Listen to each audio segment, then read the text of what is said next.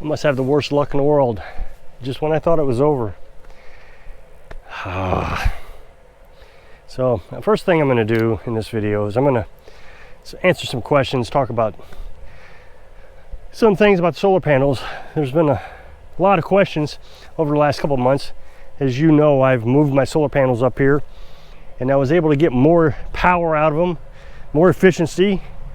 Got a second charge controller, got 2 more solar panels, and as a result, I have more than enough electricity now, even on cloudy days. As you know, we've had some serious storms come through, not here, but close by actually. I think in Nebraska, I think just south of us, it doesn't matter, and dropping huge hailstones. Well, as you can tell, it doesn't take a lot to break these solar panels. Now, there's 2 layers to a solar panel. What you're seeing there, that crack, is the glass that they put over the solar cells. So the solar cells are perfectly fine. It's just a piece of glass. I guess that's protection. I'm thinking about taking the glass off, going and breaking it the rest of the way off on that particular panel. What happened was a wind gust came by and flopped it over on a rock, and it busted the glass. But like I said, the cells are fine. The problem with taking the glass off is if it were to break again, those cells are majorly fragile. I tried to put a solar panel together once. I bought solar cells, a box of them. They came in the mail, and I bet a dozen of them were broke. And I tried to put them together and solder them, and every time I moved them, they would break. It was just terrible. So they're very fragile. I guess that glass does protect them quite a bit. That being said, hail would be an issue. I've seen panels on eBay and Facebook Marketplace where they are broken and they want to get rid of them, and they're selling them at a reduced cost. The thing is even if they are damaged, they still produce electricity. I know this one is getting shaded a little bit because of the crack, so it's dropped by 2 amps, which is pretty significant. I'm a 5 amp panel, so it's quite a bit, but it's still producing. So you could go on eBay and pick up solar panels, even though they're not producing all the amps, they're still providing electricity. So if you give them for free, you can't beat free.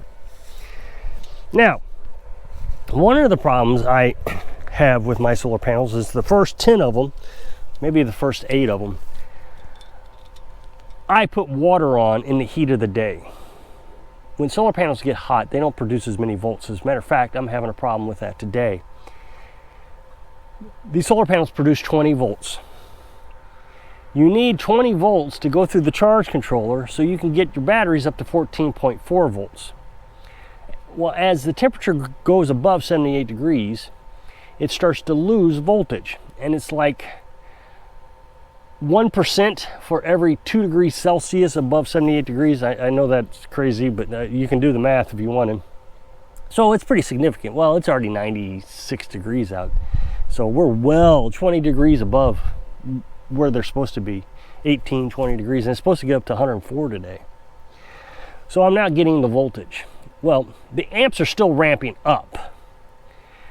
Well, before I understood the charge controllers very well, I did not know that the charge controllers actually drop in voltage when it has a heavy load on it. The charge controller allows the batteries to drop. So let's say your batteries were fully charged, 14.4 volts, nice sunny day, you turn on the air conditioner.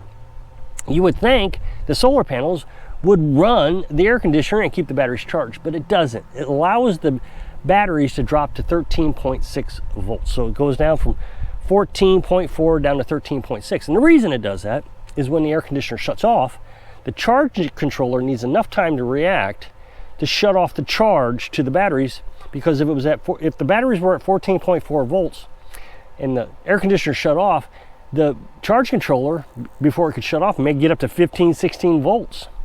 And so you've just overcharged the battery. So it draws from the battery first, gets it down to 13.6 volts, and then the solar panels take over.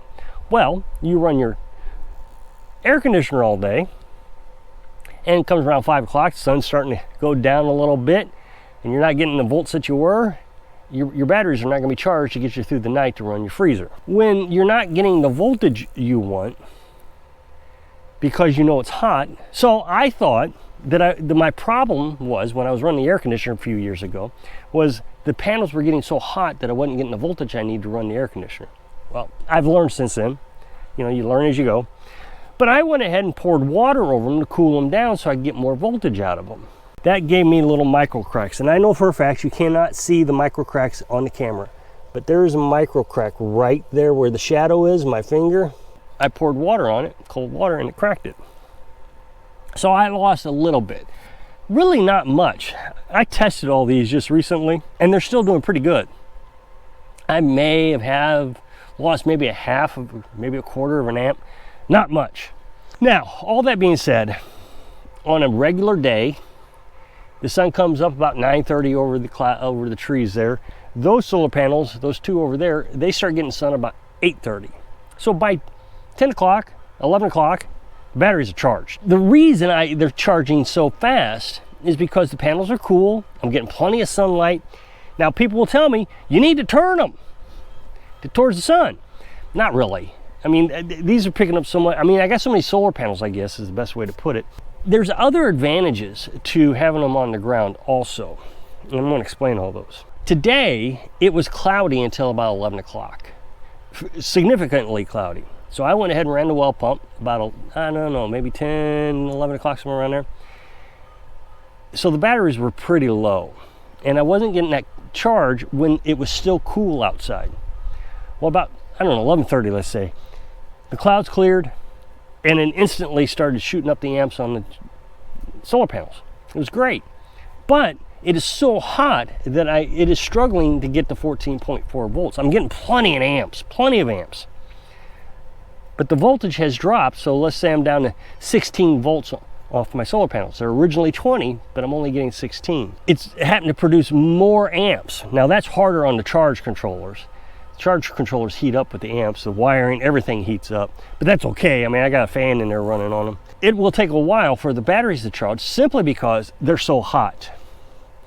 So hot, heat, you do get less efficient. It's almost counterintuitive. On a nice cold winter day and the sun's nice and bright, even if there's snow on the ground, you'll get a lot of charge because it's cooler. Now, I keep them on the ground because they are cooler. Now, I've got them on this tarp now. Eventually, I'm going to trade this tarp out for a white tarp. But I have them on the ground, had them down here on the ground, because it is cooler on the ground. I've had them up in the air, and I got one of those laser thermometers, and I tested it when it was in the air, and then I tested it later when it was on the ground. And they're just genuinely cooler on the ground. I think what it is that ground kind of provides some cooling. It's shaded underneath there. That's one advantage to me, that I don't have them on a rack so I can turn them.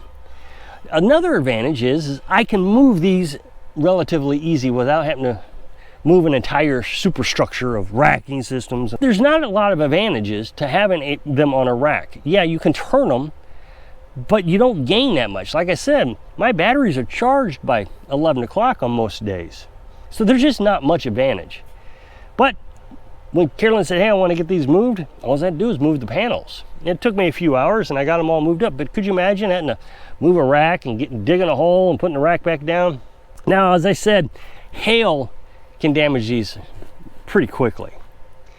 Go on eBay, or even Facebook Marketplace, type in broken solar panels and you'll see what I'm talking about. I think in Nebraska, they just had a big hailstorm and there was 14 acres, don't quote me on how many, but let's say there was 14 acres of solar panels and they all broke from a hailstorm. That is a disadvantage to solar panels. They can break. What I do with my solar panels, another advantage not having them on a rack, is I will lay these down face down and then I'll put these on top of them face down. So they're all face down. And then I have all this metal over here that I lay on top of them with concrete bricks to hold them down.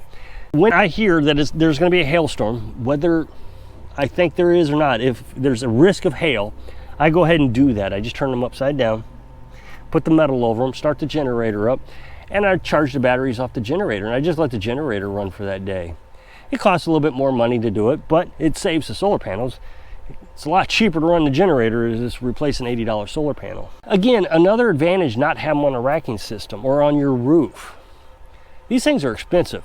Now, I'm not entirely sure if you had insurance it would actually replace the cost of them. I don't have insurance, which we've talked about many times. This is what I find interesting, is I try to educate folks on solar panels, and it takes multiple videos to do that, and I think there are a lot of people finally starting to understand. They've watched all these videos. If you go back for the last month and a half, that's all I've talked about, getting these things moved, getting more power out of them. But I inevitably get one person in the comment section, well, if I were you, I'd just put them on a rack. That way you can turn them and get more power out of them. One commenter said, if I get solar panels, that's what I'm going to do. Well, he doesn't have solar panels. He doesn't know what he's talking about. This Kruger-Dunning effect, I've talked about this many times in previous videos. The less you know about a subject, the more you think you know about a subject. The more you know about a subject, the less you think about a subject. I'm a novice, maybe, when it comes to solar panels. I'm not an expert. I don't know how to do everything. There's still things I'm learning. I learned a lot this year. But I also know that I've experimented with them enough that I know why I have them on the ground. And I don't feel like a guy who doesn't have solar panels should be telling me how I should hook up my solar panels. I watched a YouTuber. Okay, that doesn't make you an expert. These YouTubers do it to make videos. I do it because I want to live off grid, and I want to show you what it takes to live off grid. This is reality. They stay cooler. You can protect them from hail damage. You can move them if you need to. If your wife says, hey, let's move the solar panels. Oh, okay. I heard a joke one time. You know, I thought I was going to rest today, but the wife came up and said, I need you to move the tree from the backyard to the front yard, and it goes through a whole list of things. That's not what I have planned. What I would recommend, before you come on to a channel or you go telling someone what to do, is you actually do it yourself before you become an expert. I know people can watch YouTube and all of a sudden they know everything there is to know about a subject. What I don't understand is why someone would go watch a different YouTuber, think that YouTuber is smarter than me, which is a YouTuber, and feel the need to say, such and such YouTuber said that you should be doing it this way. Well, and then I would just say, well, maybe he should be doing it my way. The best thing to do is just try it. Put your own system together and experiment. I would rather be able to flip mine upside down in an event of a hailstorm than have them on a rack. It just makes sense to me. So if you'll click this up next box, take you to a video where I was talking about a generator. They're on sale right now. So if I can inspire you to don't be fooled that you know everything by some YouTuber so you can live your dreams. Thanks for watching.